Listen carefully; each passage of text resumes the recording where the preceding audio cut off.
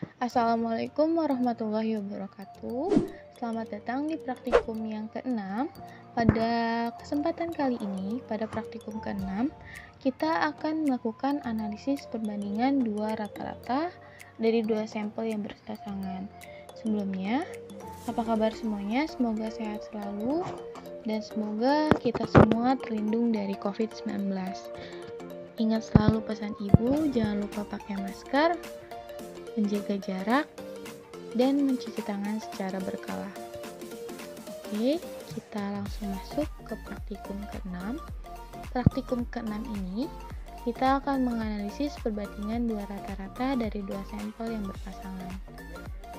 Jadi, misalkan dilakukan suatu penelitian tentang pengaruh metode pembelajaran A dan metode pembelajaran B pada suatu kelas, dengan hasil nilai dari masing-masing metode A dan metode B seperti pada layar ya. Ini ada 30 mahasiswa dengan nilai dari masing-masing metode A dan metode B seperti itu. Kemudian, dari data-data ini akan dilakukan pengujian perbandingan rata-rata nilai dari dua metode tersebut, yaitu metode A dan metode B. Maka kita buat dulu hipotesisnya.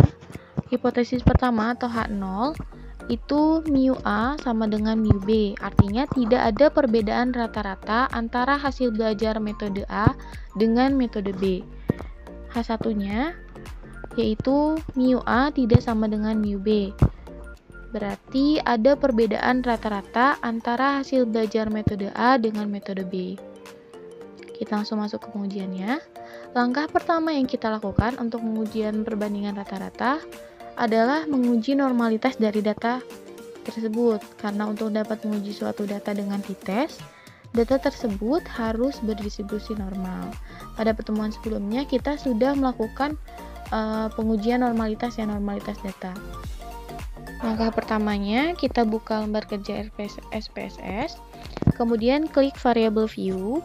Pada bagian name kita masukkan metode A dan metode B. Kemudian pada bagian desimal kita ubah menjadi 0 karena skor dari hasil belajar dengan metode A dan metode B itu dalam bentuk bilangan bulat ya, bukan dalam bentuk desimal.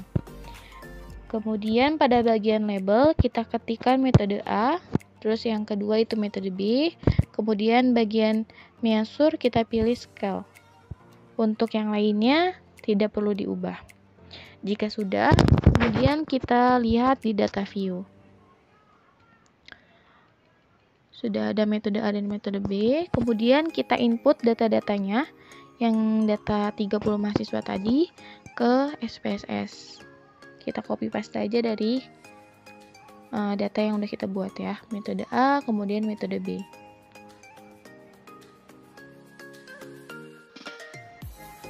Oke, jika sudah seperti ini, datanya sudah kita input, kemudian bisa kita uji normalitas datanya, yaitu klik analyze, kemudian pilih descriptive statistik, kemudian pilih explore, maka akan muncul kotak dialog seperti ini.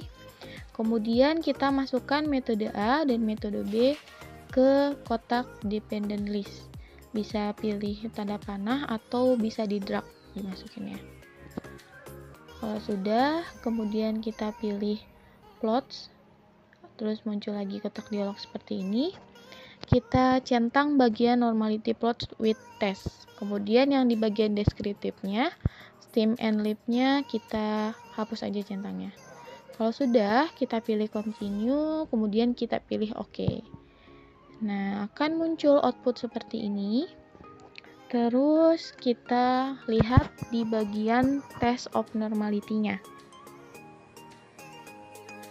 Oke, di outputnya di bagian test of normality, tabel test of normality, karena datanya berukuran relatif kecil, yaitu hanya 30 data ya, maka yang kita lihat adalah kolom yang Shapiro-Wilk yang sebelah sini.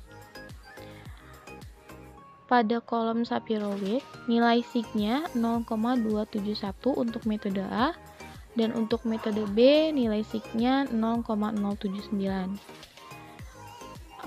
data berdistribusi normal jika nilai sigma-nya lebih dari 0,05. Berarti dari hasil test of normality yang sudah kita lakukan atau test of normality yang sudah kita lakukan, baik metode A maupun metode B, kedua-duanya berdistribusi normal karena nilai sigma lebih dari 0,05.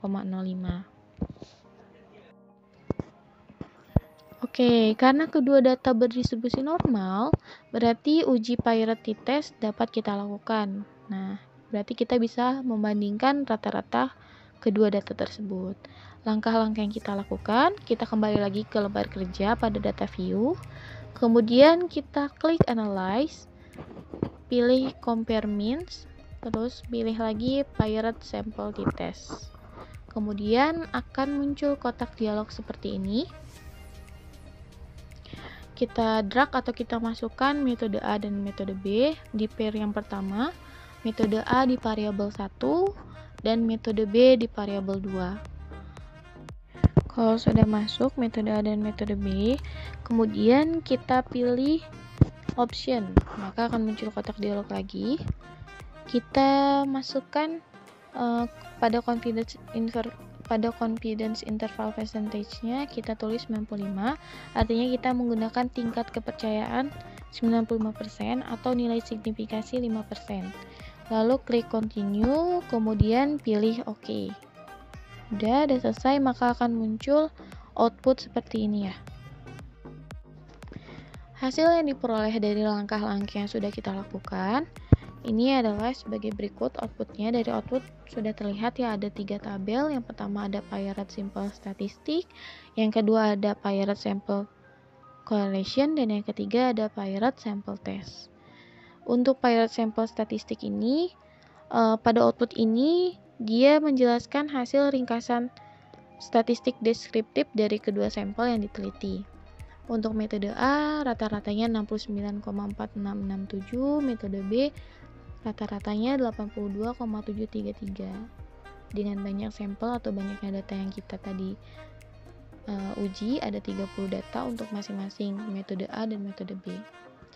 Kemudian standar deviasinya sudah terlihat di situ, dan standar error mean-nya juga sudah terlihat di tabel. Kemudian untuk tabel yang kedua itu Pirate Sample Correlation. Pada output ini menunjukkan hasil uji kolerasi atau hubungan antar kedua data atau hubungan variabel metode A dan metode B. Dengan N, banyaknya data itu 30 dan nilai korelasinya sebesar 0,0338 dengan nilai signifikasi atau nilai signya sebesar 0,068.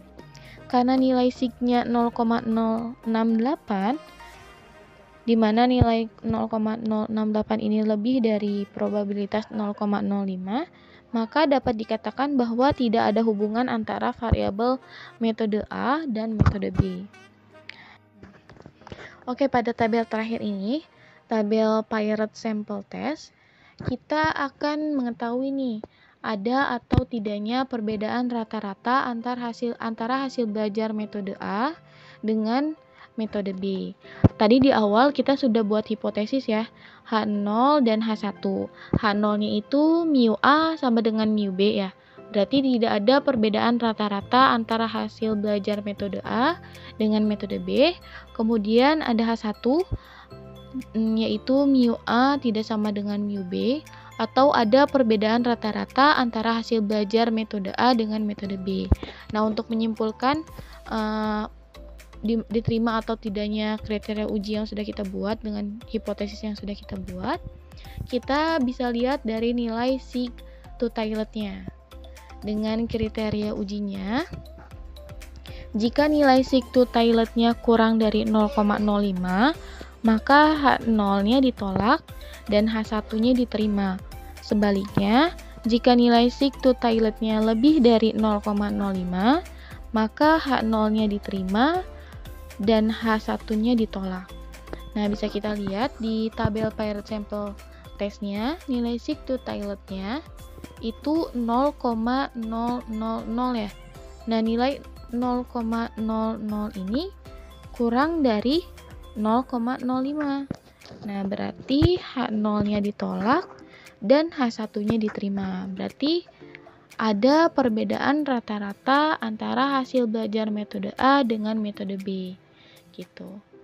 Kemudian, tadi di tabel pie rate sampel statistik, nilai mu A-nya itu 69,4667 dan mu B atau dari metode B itu 82,7333. Nah, dari nilai mu A dan mu B itu kita bisa lihat mu B itu lebih besar daripada mu A. Berarti metode B lebih baik digunakan daripada metode A. Nah, berarti sudah dapat ya kesimpulannya. Yang pertama, kesimpulannya ada perbedaan rata-rata antara hasil belajar metode A dengan metode B. Kemudian apabila kita suruh membandingkan mana metode yang lebih baik, maka metode yang lebih baik adalah metode B karena nilai mu B-nya lebih dari nilai mu A. Oke, alhamdulillahirrahmanirrahim, sudah selesai praktikum ke-6 kita kali ini tentang analisis perbandingan dua rata-rata dari dua sampel yang berpasangan. Cukup sekian dari kami. Mohon maaf apabila terdapat banyak kesalahan dalam pembuatan video kali ini. Tetap semangat dan wassalamualaikum warahmatullahi wabarakatuh.